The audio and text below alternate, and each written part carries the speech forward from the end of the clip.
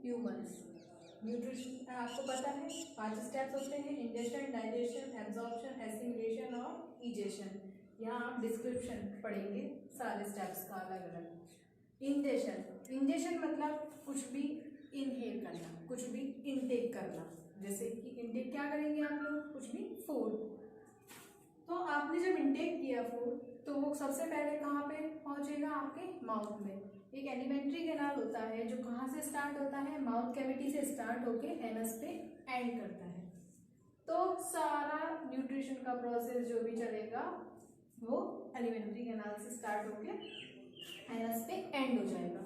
अब सबसे पहले इंजेशन पढ़ा आपने। इंजेशन में क्या है, माउथ में इंटेक हुआ फूड का, वहाँ पे क्या होगा, टीथ रहेंगी, टंग रहेगी। टीथ का फंक्शन क्या होता है, कोई भी आपने फूड लिया उसको कट करने का, च्यू करने का, टीयर करने का, बाइट करने का काम कौन करेंगे, टीथ। अब टीथ आपकी बॉडी में कितने टाइप्स के होते हैं, 32 टीथ रहते हैं। इनमें से 4 टाइप्स के टीथ होते हैं, इंसीजर्स, कैनाइन्स, प्रीमोलर्स, मोलर्स। ये आपने प्राइमरी क्लासेस में ऑलरेडी पढ़ा हुआ है, इसलिए मैंने जनरल नाम बता दिया। अब टीथ का फंक्शन क्या है, च्यू कर रहा है फूड, वहाँ पे च्यू होने लगा फूड, छोटे छोटे बाइट्स में टूटने लगा।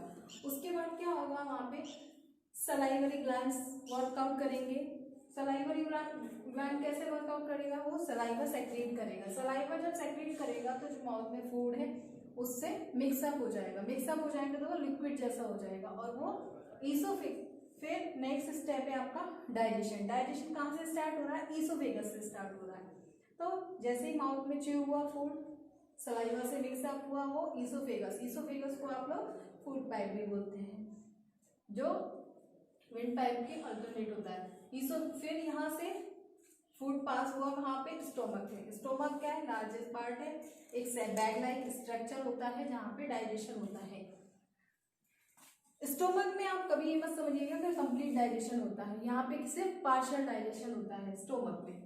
आप जैसे ही फूड कहाँ पहुंचा, स्टोमक में। स्टोमक में क्या, हाइड्रोक्लोरिक एसिड निकलेगी, कुछ डाइजेस्टिव जूसेस निकलेंगे, तो इनका काम क्या होगा, डाइजेशन। कोई भी आपने फूड खाया था वो कॉम्प्लेक्स फॉर्म में है तो उसको छोटे छोटे स्मॉल फॉर्म में डाइजेस्टिव जूसेस उन पे एक्शन करेंगे और वो छोटे छोटे पार्ट्स में टूटने लगेंगे।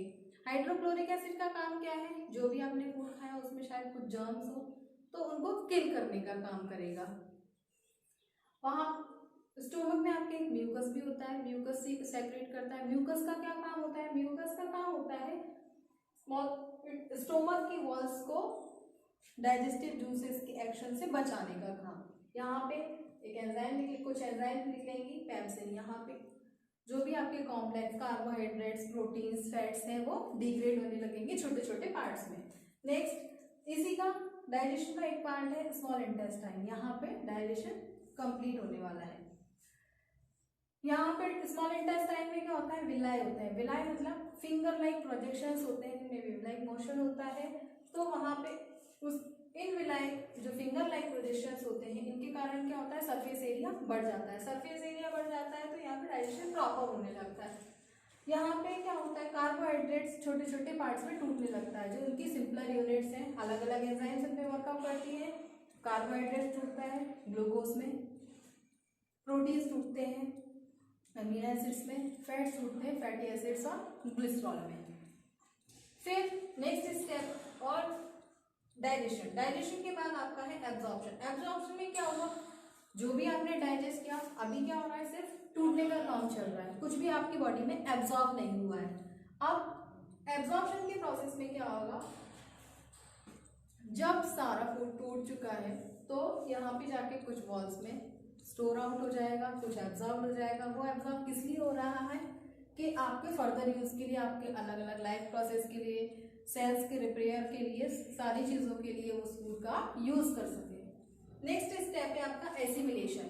जब सारा फूड एब्जॉर्ब हो चुका है तो वहां पे एसिमिलेशन मतलब यहाँ पे कंप्लीट ब्रेकडाउन, जो मैंने आपको बताया था, यहाँ पे कार्बोहाइड्रेट्स वगैरह टूटने लगे हैं तो यहाँ पे कंप्लीटली टूट चुके हैं वो बिल्कुल। किस किस में टूटे हैं, आपके कार्बोहाइड्रेट्स टूटे हैं, ग्लूकोज में, प्रोटीन्स टूटे हैं, अमीनो एसिड्स में, फैट्स टूटे हैं, फैटी एसिड्स और ग्लिसरॉल में। अब जहाँ पर आपकी बॉडी को यूटिलाइजेशन है, जैसे जैसे उनको काम करना है वहाँ वहाँ वो चीज़ें यूज होने लगेंगी, एसिमिलेट हो चुकी हैं। नेक्स्ट है आपका इजेशन। इजेशन का फंक्शन, इजेशन में क्या होगा, जो भी अनडाइजेस्टेड फूड है, जैसे कि आपकी कहाँ पर कंप्लीट डाइजेशन स्टार्ट हो चुका है आपका स्मॉल इंटेस्टाइन में, स्मॉल इंटेस्टाइन के बाद वो कहाँ ट्रांसफर होगा, लार्ज इंटेस्टाइन में। ये आपको दिख रहा है यहाँ पिक्चर में। लार्ज इंटेस्टाइन में क्या होगा, जो भी सॉल्ट्स वगैरह, सॉल्ट्स और वाटर, कंप्लीट डाइजेशन के बाद जो भी उसमें लिक्विड पार्ट बचा है, जो उसको यूज करना है,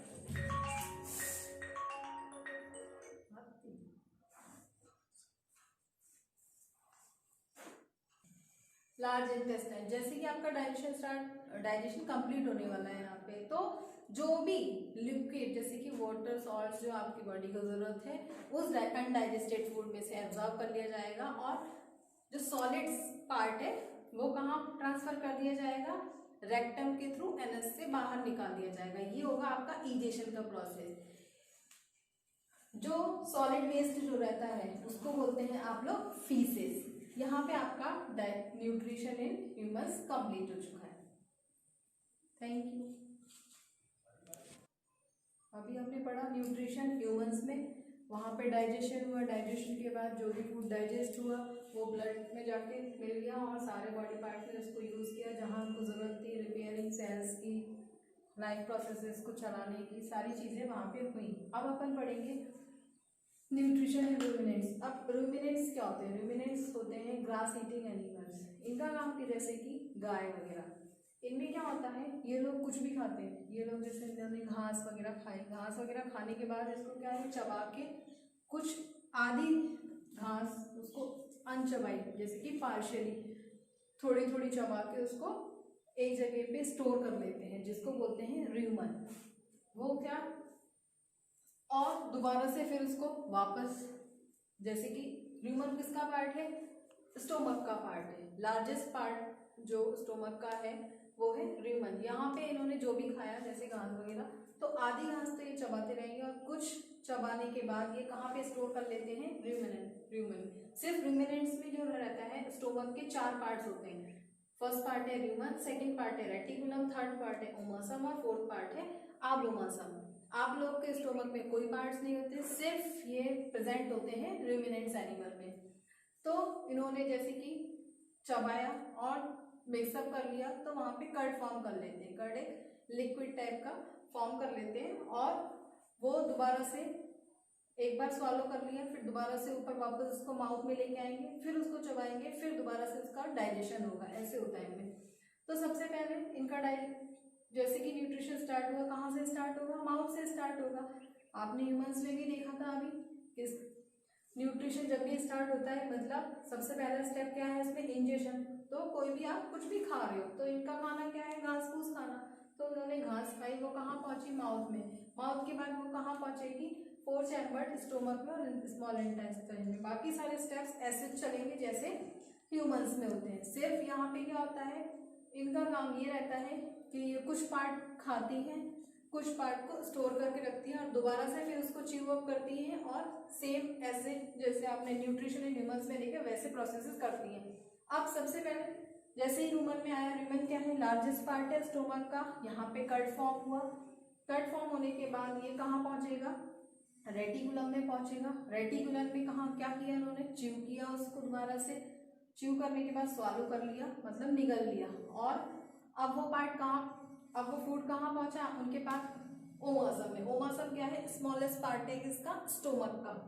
यहाँ पे क्या हुआ, जो भी एक्सेस वाटर है, उस जो भी उन्होंने खाया उसमें एक्सेस वाटर है, मतलब जो उनकी बॉडी की जरूरत नहीं है, जो एक्स्ट्रा वाटर है उसको वहां पे उन्होंने एब्जॉर्ब कर लिया। एब्जॉर्ब करने के बाद वो नेक्स्ट लास्ट उनका पार्ट है अबोमासम, वहां पे पहुंचा।